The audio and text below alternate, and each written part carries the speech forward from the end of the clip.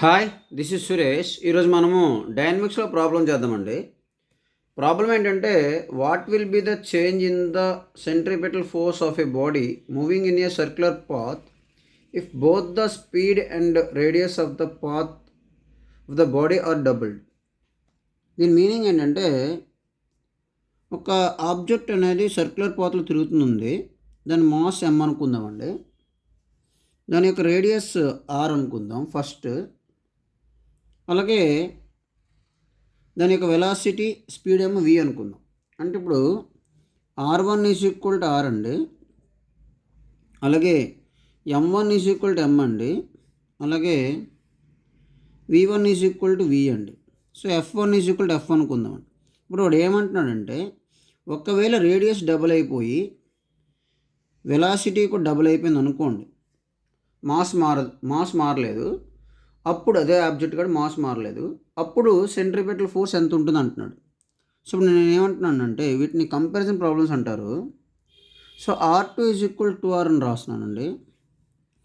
m2 కూడా m, v2 అనేది 2v, f2 = అండి. ఇదండి క్వశ్చన్. ఇప్పుడు సెంట్రిపెటల్ ఫోర్స్ ఫార్ములా ఏంటంటే, F = mv²/r.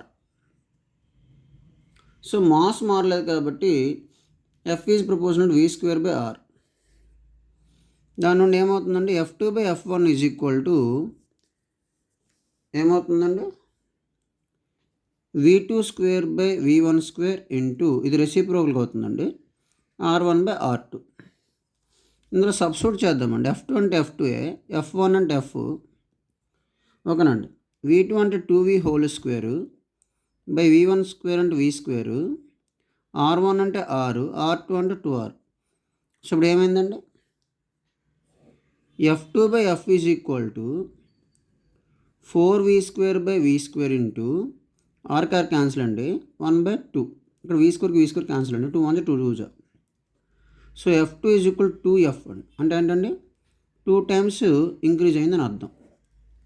అంటే సెంట్రిపెటల్ ఫోర్స్ ఫస్ట్ దానికన్నా 2 టైమ్స్ ఇంక్రీజ్ అయింది. ఎప్పుడు వెలాసిటీని డబుల్ చేసి రేడియేషన్ డబుల్ చేస్తే. ఇదండి ఈ ప్రాబ్లము. ఇటువంటి ప్రాబ్లమ్స్ మన ఛానల్లో ప్లేలిస్ట్లో టాపిక్ వైజ్ ఉన్నాయండి, అవి కూడా చూడండి. Thank you. This is Suresh.